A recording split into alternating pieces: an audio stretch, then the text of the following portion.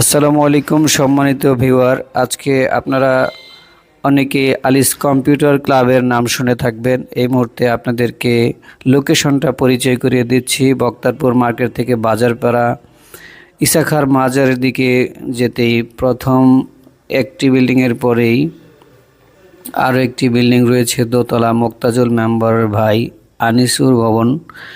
এই বিল্ডিংয়ের নিচতলায় প্রথমে একটি কাচের গ্লাস বেষ্টিত কাপড়ের শোরুম রয়েছে।